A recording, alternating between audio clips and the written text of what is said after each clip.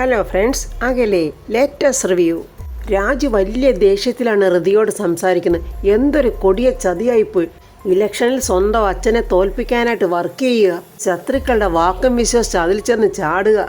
സ്വന്തം മകള് തന്നെ അച്ഛൻ്റെ കുതികാല് വെട്ടി അച്ഛനെ തോൽപ്പിച്ചതുപോലെ ആയില്ലേ. ലോകത്തേതെങ്കിലും ഒരു മകള് സ്വന്തം അച്ഛനോട് ഇതുപോലത്തെ ചതി ചെയ്യുവോ? ഹൃതിയെ ആകെ പേടിച്ച് വിറച്ചിങ്ങനെ ഇരിക്കുക. രാജു വീണ്ടും ദേഷ്യത്തോടെ ചോദിക്കുക, എന്താ വായി നാക്കില്ലേ? എന്താ മിണ്ടാതിരിക്കുന്നത്? എന്നോടൊരു വാക്കുപോലും പറയാതെ, എന്നോട് ആലോചിക്കാതെ ഇങ്ങനെയൊക്കെ ഋതുവിന് ചെയ്യാൻ എങ്ങനെ തോന്നി? എന്തിനാ ഇതൊക്കെ എന്നിൽ നിന്ന് മറച്ചു വെച്ചത്? പറ ഋതു. അച്ഛനെ അമ്മയെ ഒന്നിപ്പിക്കാൻ ആ ജഗന്നാഥനെങ്കിൽ വേണോന്നായിരിക്കും പറയാൻ പോകുന്നത്. അതിനാ അനന്തൻ വാക്കുപാലിക്കുമെന്ന് എന്ത് ഉറപ്പുണ്ടായിരുന്നു ഋതികെ? ഇപ്പൊ തന്നെ അവന്റെ ഭാവമാറ്റം കണ്ടില്ലേ? ഈ കേരളം കണ്ടതിൽ വെച്ച് ഏറ്റവും വലിയ ഫ്രോഡാണ് അവൻ ആനന്ദം പിള്ള. അത് മനസ്സിലാക്കാതെ അയാളുടെ ചതിയിൽ പോയി എങ്ങനെ പോയി വീണു? നിനക്കൊരു മറുപടിയും പറയാനില്ലായിരുന്നു. ആ പാവം മനുഷ്യനെ തോൽപ്പിക്കാൻ കൂട്ടുനിന്ന നീ എത്ര ദുഷ്ടത്തിയാണെന്നാ ഞാൻ വിചാരിക്കുന്നത്. ഇപ്പോഴെല്ലാവരെയും വിഡ്ഢികളാക്കി ശത്രുക്കൾ ജയിച്ചില്ലേ? ആ ദീപക് വർമ്മ സാറിനെ തോൽപ്പിച്ച് ഇലക്ഷനും ജയിക്കില്ലേ? എന്റെ ദൈവമേ, എനിക്ക് ഓർത്തിട്ട് സഹിക്കുന്നില്ല. രാജു ദേഷ്യത്തോടെ ഹൃദയം വിളിച്ചോണ്ട് പ്രതാപന്റെ വീട്ടോട്ട് വരുവാണ്. അവരങ്ങോട്ട് അകത്തോട്ട് വരുമ്പോൾ വളരെ പുഞ്ചിരിയോടെ നിൽക്കുന്ന അംബിക അപ്പോഴേക്ക് വിവരങ്ങളൊക്കെ അറിഞ്ഞ് ഒന്നും മിണ്ടാനാവാതെ ഹൃതി അകത്തോട്ട് പോകുമ്പോൾ അംബിക പെട്ടെന്ന് ഹൃതിയുടെ കൈക്ക് പിടിച്ചവിടെ നിർത്തുക. അവിടെ നിന്നേ ഒരു കളിയാക്കലോടെ അംബിക പറയാം, ഇങ്ങനെയുള്ള സിറ്റുവേഷനിൽ രണ്ട് വാക്ക് പറഞ്ഞിട്ട് പിരിയുന്നതല്ലേ അതിനൊരു ഭംഗി. എന്തായി പട നയിക്കാൻ ഇറങ്ങി പുറപ്പെട്ടിട്ട്? ഓ, ശത്രുപക്ഷത്തായിപ്പോയി അല്ലേ? ഇതിനെയാണടി വിധിയുടെ വിളയാട്ടം എന്നൊക്കെ പറയുന്നത്. അമിതമായ ആത്മവിശ്വാസത്തിനും അഹങ്കാരത്തിനും ദൈവം തന്ന തിരിച്ചടി. ഞാൻ എല്ലാം അറിഞ്ഞടി, എല്ലാം എൻ്റെ ദീപക് എന്നോട് വിളിച്ചു പറഞ്ഞു. രാജി പറയാ, വർമ്മസാറിനോടൊപ്പം നിന്നിട്ട് നിങ്ങൾ ആ പാവം മനുഷ്യനെ ചതിക്കുമായിരുന്നല്ലേ? അയ്യടാ, അവൻ പാവമായാലും ഞാനാണോ കുറ്റക്കാരി? അവൻ്റെ ചേച്ചിയായി എന്നെ അന്ധമായിട്ട് വിശ്വസിച്ചേനെ. അതിന് ഞാനെന്ത് ചെയ്യാനാ?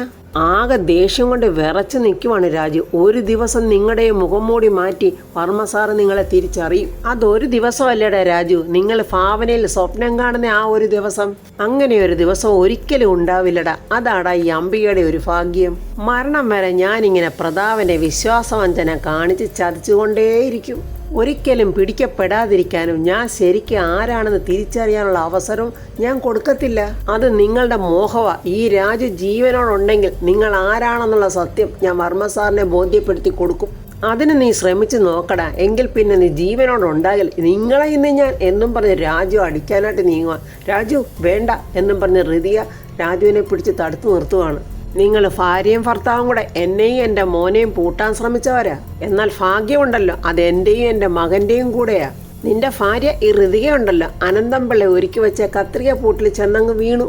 ഇനി അതിൽ നിന്നും ഇവൾക്ക് രക്ഷയില്ല. അച്ഛനെ തോൽപ്പിച്ച മകളെന്ന ദുഷ്പേര് എത്രയും പെട്ടെന്ന് ഇവളുടെ കഴുത്തിൽ വന്ന് വീഴും. പാവം ആ പ്രതാപൻ ദയനീയമായി തോൽക്കാൻ പോവാ. രാജുവിന് ദേഷ്യം കൊണ്ടുപോയ ഹൃതിയോട് പറയാം, കേക്ക്, നല്ലതുപോലെ അങ്ങോട്ട് കേൾക്ക്, മതിയാവോളം നിന്ന് കേൾക്ക്. ഇത്രയും നാൾ ഇവരുടെ കയ്യിൽ ചെന്ന് വീഴാതൊക്കെ ഞാൻ രക്ഷിച്ചു. ഒടുവിൽ വീണ്ടും വിചാരമില്ലാതെ എന്നോട് ആലോചിക്കാതെ അവരുടെ കക്ഷത്ത് കൊണ്ടുപോയി തലവെച്ച് കൊടുത്തില്ലേ? അംബിക പറയുക, പ്രതാപനും കൂട്ടരുവേ വളരെ മനോഹരമായി ഈ ഇലക്ഷന് തോക്കും. അനന്തം പിള്ളയുടെ മുന്നണി വിജയിച്ച് അധികാരത്തിലും വരും. എൻ്റെ മകൻ ദീപക് മുഖ്യമന്ത്രി. നിങ്ങളുടെ മോൻ മുഖ്യമന്ത്രി ആയാലേ അവൻ ആദ്യം നടപ്പാക്കുന്നത് എന്താണെന്നറിയോ? സ്ത്രീപീഡനം കുറ്റകരമല്ലെന്നാക്കും. അതിനെന്തായാലും എൻ്റെ മോൻ മുഖ്യമന്ത്രി ആകട്ടെടാ. അപ്പോൾ പ്രതാപൻ ഒന്നും അറിയാതെ തന്നെ മുകളിൽ നിന്നും താഴോട്ട് ഇറങ്ങി വരുന്നുണ്ട്. ദാണ്ടടി ഹൃതിയെ, നിന്റെ അച്ഛൻ വരുന്നു. നീ അവനെ തോൽപ്പിക്കാൻ ചെയ്ത ചതി ഞാൻ അവനോട് പറയട്ടെ? വേണ്ട, അച്ഛനോട് പറയരുത്. എങ്കിൽ ഞാനിത് അവനോട് പറയാതിരിക്കണമെങ്കിലേ ഞാൻ ചിലതൊക്കെ നിങ്ങളോട് പറയും. നീയൊക്കെ അതങ്ങോട്ട് അനുസരിച്ചോണം. ഞാൻ അനുസരിപ്പിക്കോടി നിന്നെ. പ്രതാപൻ അങ്ങോട്ട് വന്നിട്ട് ചോദിക്കുക, എന്താ 3 പേരുടെ ഇലക്ഷൻ ചർച്ചയാണോ? പ്രതാപൻ മോനെ, അതല്ലാതെ നമുക്ക് വേറെ എന്ത് വിഷയമായി ഇപ്പം സംസാരിക്കാനുള്ളത്? ആ റിസൾട്ട് ഒന്ന് വരുന്നത് വരെ ഒരു സമാധാനവും ഇല്ല. അതിനെന്തിനാ ചേച്ചി സമാധാനക്കേട്? എന്തായാലും ആരെങ്കിലും ഒരു കൂട്ടർ ജയിക്കും. അങ്ങനെയല്ലേ രാജു? ഞാൻ എന്തായാലും പാർട്ടി ഓഫീസിൽ വരെ ഒന്ന് പോയിട്ട് വരാം എന്നും പറഞ്ഞ് പ്രതാപൻ അവിടെ നിന്ന് പോവുകയാണ്. അംബിക ഹൃതിയെയും രാജുവിനെയും കളിയാക്കുക, പോയി റെസ്റ്റ് എടുക്ക്. നാളെ എന്തായാലും റിസൾട്ട് വരുന്നത് വരെ ഈ മുഖം ഇങ്ങനെ അങ്ങ് ചിരിച്ചോണ്ടിരിക്കട്ടെ. കരച്ചിലൊക്കെ നമുക്ക് നാളെ മുതൽ മതി. അംബിക അങ്ങനെ അഹങ്കാരത്തോടെ പൊട്ടിച്ചിരിക്കുക. രാജുവും ഹൃതിയും ദേഷ്യത്തോടെ മുകളിലോട്ട് കയറി അങ്ങ് പോകുന്നുണ്ട്. ഹൃതിക റൂമിൽ വന്നിരുന്ന് പൊട്ടിക്കരയുക. രാജു ദേഷ്യം കൊണ്ട് വിറയ്ക്കുക. എല്ലാം നശിപ്പിച്ചു കളഞ്ഞു. ആ വലിയ മനുഷ്യന്റെ മുഖം ഇനി ഞാൻ എങ്ങനെ കാണും? തോൽവിയുടെ ന്യൂസ് പുറത്തു വരുമ്പോൾ സാർ ആകെ തകർന്നു പോവില്ലേ? ഒരു വീഴ്ചയിൽ നിന്ന് ഒരു വിധത്തിൽ കരകയറി വരുമായിരുന്നു അദ്ദേഹം. ഇതറിഞ്ഞാൽ അദ്ദേഹം വീണു പോവില്ലേ? ഇത്രയൊക്കെ ചെയ്തു വെച്ചിട്ട് ഇവക്കൊരു വല്ല കുലുക്കമുണ്ടോന്ന് നോക്കിക്കേ. അപ്പോൾ യാമിനി കതവ് തുറന്നങ്ങോട്ട് വന്നിട്ട് ചോദിക്കുന്നുണ്ട്, ഞാനങ്ങോട്ട് വന്നോട്ടെ? പൊട്ടിക്കരഞ്ഞുകൊണ്ട് ഋതിക എഴുന്നേറ്റ് വരുമ്പോൾ യാമിനി പറയുക, കാര്യങ്ങളൊക്കെ ഞാൻ അറിഞ്ഞു. ആ ഷോക്കോടുകൂടിയാണ് ഞാൻ ഇങ്ങോട്ട് കയറി വന്നത്. പക്ഷെ ഞാൻ എന്ത് പറയാന്, എന്ത് പ്രതീക്ഷയായിരുന്നു, എന്ത് സന്തോഷമായിരുന്നു. അതെല്ലാം തകർത്ത് കളഞ്ഞില്ലേ? കഷ്ടപ്പാടിന്റെ ലാഭം മറ്റൊരുത്തര് കൊണ്ടുപോയില്ലേ? രാജു പറയാ, വർമ്മ സാർ തോൽക്കാൻ പോകുന്ന സങ്കടം അതിനേക്കാളും വലുതൊരു ഫ്രോഡാണ് ജയിക്കാൻ പോകുന്നത്. അവൻ ജയിച്ചു വല്ല മന്ത്രിയായാൽ അമ്മയും മോനും കൂടി ചേർന്ന് ഈ വീടിന് ഒരു സ്വസ്ഥതയും തരില്ല. രാജു പറയാ, അവൻ ഈ വീടിന് മാത്രമല്ല നാശം, ഈ നാടിനുകൂടിയാ.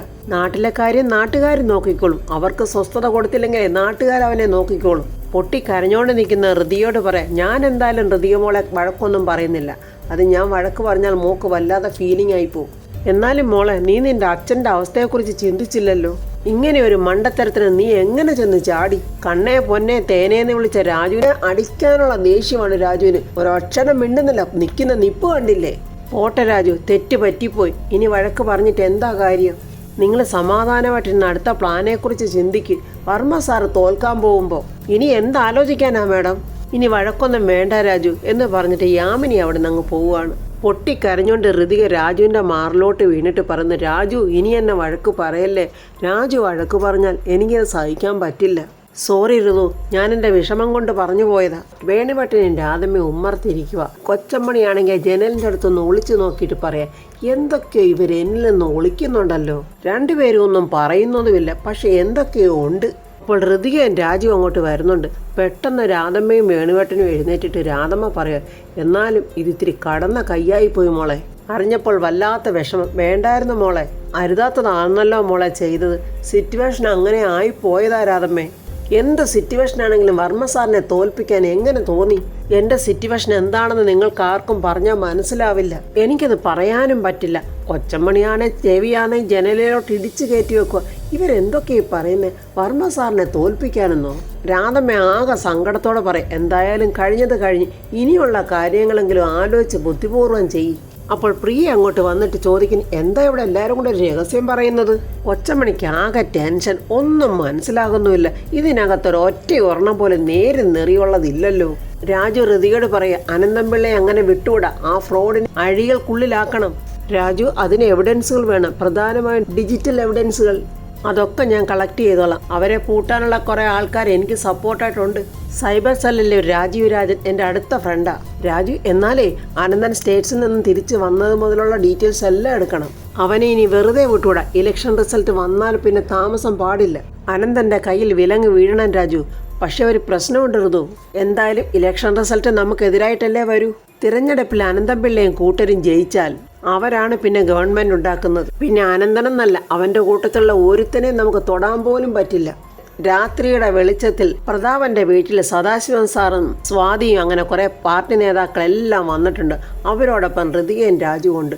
അവരെന്തൊക്കെയോ കാര്യങ്ങൾ ഇങ്ങനെ സംസാരിക്കുവാണ്. സദാശിവൻ സാറ് പറയാ, സർവേ ഫലങ്ങളൊക്കെ പുറത്തു വന്നിട്ടുണ്ട്. എല്ലാ സർവേകളിലും പറയുന്നത് 100-ലധികം സീറ്റുകളിൽ വിജയിച്ച് നമ്മുടെ മുന്നണി അധികാരത്തിലെത്തുമെന്ന. പ്രതാപനും ഭയങ്കര സന്തോഷത്തിൽ. ഓരോ നിയോജക മണ്ഡലത്തിലെ കണക്കുകളും അങ്ങനെ തന്നെയാണ് പറയുന്നത്. ബൂത്ത് നില റിപ്പോർട്ടുകൾ പ്രകാരം 90% നമുക്ക് ലീഡുള്ളതായിട്ടാണ് പറയുന്നത്. സ്വാതി പറയാ, പഞ്ചായത്തുകളിലൊക്കെ മികച്ച റെസ്പോൺസ് തന്നെയാണ്. പക്ഷെ മുനിസിപ്പാലിറ്റിയിലും കോർപ്പറേഷനിലും ഒക്കെ ഡൗട്ടാണ്.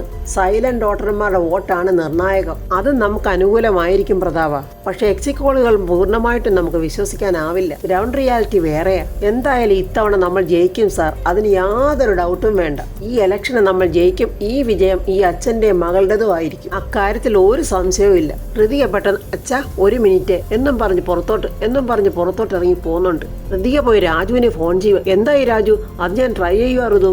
എൻ്റെ ഒരു ഫ്രണ്ട് ഈ സൈബർ സെല്ലുണ്ട്. ഞാൻ പറഞ്ഞിട്ടുണ്ടല്ലോ, അദ്ദേഹം മാക്സിമം ട്രൈ ചെയ്യാമെന്ന് പറഞ്ഞിട്ടുണ്ട്. കുറച്ചധികം റിസ്ക് ആണ്, എങ്കിലും നോക്കട്ടെ. ദാണ്ട് അദ്ദേഹം വരുന്നുണ്ട്, ഞാൻ ഫോൺ കട്ട് ചെയ്യുക ഋതു. രാജു, ഇത് രാജുവിന് വേണ്ടത് എല്ലാം ഉണ്ട് എന്നും പറഞ്ഞ് രാജുവിൻ്റെ ഫ്രണ്ട് കൊണ്ടുവന്ന പേപ്പർ കൊടുക്കുന്നുണ്ട്. പക്ഷേ രാജു, ഞാൻ രാജു പറഞ്ഞ കാര്യമാണ് ആലോചിക്കുന്നത്. മനഃപൂർവ്വമാണോ അല്ലയോ എന്നല്ല. മകളുടെ ഭാഗത്തുണ്ടായ ഈ ചതി വർമ്മ സാറെ എങ്ങനെ സഹിക്കും? എനിക്കിപ്പോൾ അതൊന്നും അറിയില്ല സാറേ. ഞാൻ അതൊക്കെ ഇപ്പം മനസ്സിൽ നിന്ന് മാറ്റി വെക്കുക. വരുന്നത് പോലെ വരട്ടെ, എന്നാ പിന്നെ ശരി എന്നും പറഞ്ഞ് രാജുവിൻ്റെ ഫ്രണ്ട് പോകുന്നുണ്ട്. അംബികയും മോനും വലിയ സന്തോഷത്തില്ല. മോനാണെങ്കിൽ മദ്യസേവ തന്നെ. അംബിക ദീപക്കിനോട് പറയുക, സത്യം പറഞ്ഞ ഈ രാത്രി വലിയ ടെൻഷൻ പിടിച്ചതാകേണ്ടതായിരുന്നു. ഇതിപ്പോൾ വലിയ സന്തോഷമുള്ള രാത്രിയാണ്. എടാ മോനെ, ആനന്ദംപിള്ളയുടെ ബുദ്ധി ഒരു അപാരം തന്നെ. ആ രതിയെ കെണിയിലാവപ്പെടുത്തി റിസൾട്ട് മുഴുവൻ നമുക്ക് അനുകൂലമാക്കിയില്ലേ. അമ്മ, ആ അങ്കിളൊരു ഭയങ്കരൻ തന്നെയാ. ഇവിടെ പൊടിയാടി എന്നും പറഞ്ഞൊരു സിങ്കിടിയുണ്ട്. അവൻ അനന്തംപിള്ള അങ്കിളിനെ വിളിക്കുന്നത് പടയപ്പാന്നാ. നാളെ ഒരു 10-10:30 എൻ്റെ മോൻ ആദ്യം ഒരു MLA, അത് കഴിഞ്ഞാൽ പിന്നെ മുഖ്യമന്ത്രി. ഈ വെള്ളിയാഴ്ച തന്നെ മന്ത്രിയായി സത്യപ്രതിജ്ഞ എടുത്ത് അധികാരത്തിൽ കയറണമെന്നാ അങ്കിള് പറയുന്നത്. അമ്മയുടെ സാരിയും പെട്ടികളും ഒക്കെ വേഗം അടുക്കി വെച്ചോ. മുഖ്യമന്ത്രിയായി സത്യപ്രതിജ്ഞ ചെയ്ത ഉടൻ തന്നെ നമുക്ക് മന്ത്രിമന്ദിരത്തിലോട്ട് പോയേക്കാം. എടാ മോനെ, അതൊക്കെ ഞാൻ എപ്പോഴേ റെഡിയാക്കി വെച്ച് കഴിഞ്ഞു. മോനെ, ആ പ്രതാപനും മോളും ഇങ്ങോട്ട് വരുന്നുണ്ടെന്ന് തോന്നുന്നു. മോനൊരു കാര്യം ചെയ്യും, ഒരു 2 എണ്ണം അടിച്ചിട്ട് കിടന്ന് ഉറങ്ങാൻ നോക്ക്. അയ്യോ എൻ്റെ അമ്മ, ഞാൻ ഇപ്പം തന്നെ ഒരു 4 എണ്ണം കഴിഞ്ഞു. നല്ല അമ്മയും മോനും. അംബികയുടെ അടുത്തോട്ട് പ്രതാപനും ഹൃദയം വരിക. പ്രതാപൻ അംബികയോട് ചോദിക്കുക, എന്താ ചേച്ചി, ഇലക്ഷൻ്റെ കാര്യം ഓർത്ത് ടെൻഷനിലാണോ? എനിക്കൊരു ടെൻഷനുമില്ല. എൻ്റെ പ്രിയപ്പെട്ടവൻ ജയിക്കുമെന്ന് എനിക്ക് ഉറപ്പാ.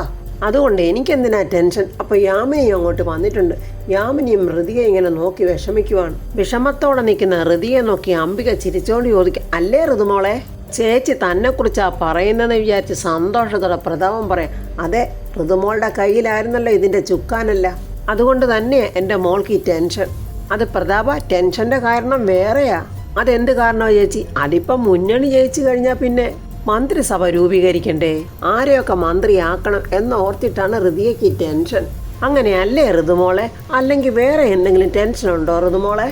പ്രതാപം പറയാം, ജനമല്ലേ ചേച്ചി, ജനങ്ങൾ എങ്ങനെയൊക്കെ ആർക്കൊക്കെയാ വോട്ട് ചെയ്യുന്നതെന്ന് ദൈവത്തിനെ അറിയാവൂ. അതുകൊണ്ട് എനിക്ക് നല്ല ടെൻഷനുണ്ട്. പക്ഷെ ചേച്ചിക്ക് നല്ല കോൺഫിഡൻറ്റാ. ചേച്ചി കണ്ടില്ലേ എത്ര കൂളായിട്ടാണ് നിൽക്കുന്നത്. എനിക്ക് കോൺഫിഡൻസ് തന്നെയാ പ്രതാപ. ഈ ഇലക്ഷനിൽ വിജയം എനിക്കാ. പ്രതാപൻ ഇങ്ങനെ സൂക്ഷിച്ചു നോക്കുക. അംബിക പെട്ടെന്ന് അംബിക പറയാം, അല്ല നമുക്കായിരിക്കും. ആ പൊട്ടൻ പ്രതാപനപ്പോൾ പറയാം, ചേച്ചിയുടെ അനുഗ്രഹവും പ്രാർത്ഥനയും എൻ്റെ എല്ലാ ഐശ്വര്യത്തിനും കാരണം.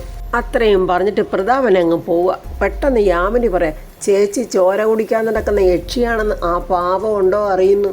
എടി യാമിനി, എന്നാൽ നീ അങ്ങോട്ടേ ഒന്ന് പറഞ്ഞു കൊടുക്കടി. അതെന്ത് ചെയ്യാനാ? പറഞ്ഞു കൊടുത്താൽ പ്രതാപേട്ടൻ സമ്മതിച്ചിട്ട് വേണ്ടേ? അത് നിനക്ക് മനസ്സിലായല്ലോ. അതാടി ഈ അംബിക വർമ്മയുടെ വിജയം. ഋതിക അവിടെ നിന്ന് പോകാനൊരുങ്ങുമ്പോൾ പെട്ടെന്ന് ഋതികയുടെ കൈക്ക് പിടിച്ചിട്ട് അംബിക പറയാം, അവിടെ നിൽക്കടി ചക്കരെ, അമ്മായിയുടെ മുത്തിന് എന്താ ഇത്ര പോകാൻ ധൃതി? ഇങ്ക് കുറുക്കി കുടിക്കാൻ സമയമായോ? അതോ എൻ്റെ മോക്ക് പാപ്പം കഴിക്കണോ? നാളെ ഉണ്ടല്ലോടി നിനക്ക് ജന്മം തന്ന നിൻ്റെ അച്ഛൻ്റെ കൈ കൊണ്ടായിരിക്കുമോടി നിൻ്റെ അന്ത്യം.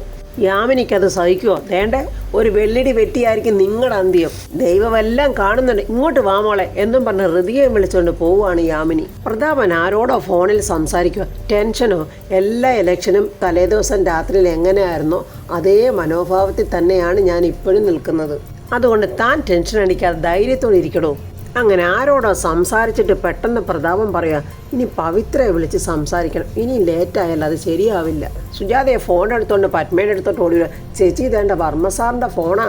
ഹലോ സാറേ, പറഞ്ഞോ. അല്ല പവിത്ര, എന്തെങ്കിലും തിരക്കിലായിരുന്നു? അല്ല കുഴപ്പമില്ല സാറ് പറഞ്ഞോ. ഇലക്ഷൻ റിസൾട്ടിൻ്റെ ടെൻഷനാണോ സാറിന്? എന്ത് ടെൻഷൻ? ഈ ചോദ്യം ഇന്നൊരു 100 തവണയെങ്കിലും പലരുടെ കയ്യിൽ നിന്ന് ഞാൻ കേട്ടതാ. എന്നിട്ട് അവരോടൊക്കെ സാർ എന്ത് മറുപടിയാ പറഞ്ഞത്? വർഷങ്ങളായിട്ട് ഞാൻ പറഞ്ഞുകൊണ്ടിരിക്കുന്ന മറുപടി തന്നെ. സ്ഥാനാർത്ഥിയുടെ പ്രവൃത്തിയിലാണ് റിസൾട്ടിൻ്റെ ഭാവി. ഇതെൻ്റെ ഗുരുനാഥൻ പഠിപ്പിച്ചതാ. അതെന്തായാലും കൊള്ളാം. അപ്പോൾ വർമ്മ സാർ നല്ല കോൺഫിഡൻ്റ് ആണല്ലോ. ഞാൻ പറഞ്ഞില്ലേ, ഒരുപാട് ആൾക്കാരുടെ അനുഗ്രഹവും പ്രാർത്ഥനയും എല്ലാം വർമ്മ സാറിനുണ്ട്. നാളെ വർമ്മ സാറിൻ്റെ ദിവസമാണ്. അപ്പോൾ പ്രതാപം പറയാം, നമ്മൾ തമ്മിൽ കാണാൻ പോകുന്ന ദിവസവും ഇനി അകലെയല്ല. അല്ല സാർ പറഞ്ഞത് എനിക്ക് മനസ്സിലായില്ല. ഇലക്ഷൻ റിസൾട്ടിന് ശേഷം ചില പുതിയ തീരുമാനങ്ങൾ എടുക്കാൻ ഞാൻ ആഗ്രഹിക്കുന്നു. ആ സമയത്ത് സിസ്റ്റർ പവിത്രയുടെ സാമീപ്യം എൻ്റെയും എൻ്റെ കുടുംബത്തിനോടൊപ്പം ഞാൻ ആഗ്രഹിക്കുന്നു. ഡേറ്റ് ഞാൻ അറിയിക്കാം. അപ്പോൾ പവിത്ര എത്തണം. സാറേ, അത് എന്ത് തിരക്കായാലും പവിത്ര എത്തിയിരിക്കണം. അപ്പോൾ ഗുഡ് നൈറ്റ് പവിത്ര എന്നും പറഞ്ഞ് പെട്ടെന്ന് പ്രതാപൻ ഫോൺ കട്ട് ചെയ്യുവാണ്. സുജാതെ, പറഞ്ഞത് കേട്ടോ, പ്രതാപേട്ടന് വീണ്ടും എന്നെ നേരിൽ കാണണമെന്നൊക്കെയാണ് പറയുന്നത്. വർമ്മ സാറ് ക്ഷണിച്ചതല്ലേ, സിസ്റ്റർ പവിത്രയ്ക്ക് പോകാതിരിക്കാനാവില്ലല്ലോ. അയ്യോ, എങ്ങനെയാ ചേച്ചി? അതിന് വഴിയുണ്ടാക്കാം. ചേച്ചി എന്തൊക്കെയായി പറയുന്നത്? ഇത് കൈവിട്ട കളിയാ ചേച്ചി. എന്ത് ചെയ്യാനാ സുജാതെ? ദൈവത്തിൻ്റെ കയ്യിലെ കളിപ്പാട്ടങ്ങളല്ലേ നമ്മളൊക്കെ. അതുകൊണ്ട് എല്ലാം ആ ദൈവത്തിൽ അർപ്പിച്ച് മുന്നോട്ട് പോകാൻ തന്നെയാണ് എൻ്റെ തീരുമാനം. ഋതിക അവളുടെ ബെഡ്റൂമിൽ വന്ന് ആകെ സങ്കടത്തോടെ അങ്ങോട്ടും ഇങ്ങോട്ടും നടക്കുക.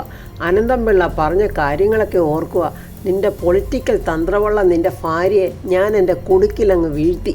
നീ കണ്ടോടാ രാജു, ഇവളെ ഇവിടെ അച്ഛനെതിരെയാക്കി. ഇവിടെ അച്ഛനെ ഇവൾ കൊല്ലുന്ന തരത്തിൽ ഞാൻ ആക്കി. അംബിക പറഞ്ഞത് ഓർക്കുക, അച്ഛനെ തോൽപ്പിച്ച മകളെന്ന ദുഷ്പേര് ആ മാലയുണ്ടല്ലോ അത് നിന്റെ കഴുത്തിൽ എളുപ്പമങ്ങ് വീഴും. നിന്റെ അച്ഛനെ പ്രതാപൻ പാവം ദയനീയമായിട്ട് തോൽക്കാൻ പോവുക. ഹൃതിക്ക് ആകെ സങ്കടത്തോടെ അങ്ങോട്ടും ഇങ്ങോട്ടും നടന്ന് എന്തൊക്കെയോ ആലോചിക്കുന്നുണ്ട്. അപ്പോൾ ഫ്രണ്ട്സ്, എന്തായാലും ദൈവം സത്യത്തിന്റെ ഭാഗത്ത് തന്നെ നിൽക്കും. ഹൃതികയുടെ ഈ ബുദ്ധിമോശത്തിന് ദൈവം ഹൃതിയയ്ക്ക് മാപ്പ് കൊടുക്കും. കാരണം അവളൊരു നല്ല ഉദ്ദേശത്തോടു കൂടിയാണല്ലോ ചെയ്ത് അച്ഛനെയും അമ്മയും ഒന്നിപ്പിക്കണമെന്നുള്ള മോഹത്തിലല്ലേ ആ പടുപാവിയുടെ വഞ്ചനയിൽ പോയി വീണത്. നാളത്തെ റിസൾട്ട് വരുമ്പോൾ പ്രതാപനും അവൻ്റെ അണികളും ആയിരിക്കും ജയിക്കുന്നത്. ഓവർ കോൺഫിഡൻറ്റിൽ നിൽക്കുന്ന അംബികയും മകൻ ദീപക്കും അനന്തമ്പിള്ളയെല്ലാം പൊട്ടിപ്പോകും എന്നുള്ള പ്രതീക്ഷയോടെ നാളത്തെ റിവ്യൂവിൽ നമുക്ക് കാണാം. എൻ്റെ ഈ റിവ്യൂ ഇഷ്ടപ്പെട്ട ലൈക്കും കമൻസും സബ്സ്ക്രൈബ് ചെയ്യാത്തവർ സബ്സ്ക്രൈബ് ചെയ്യണേ.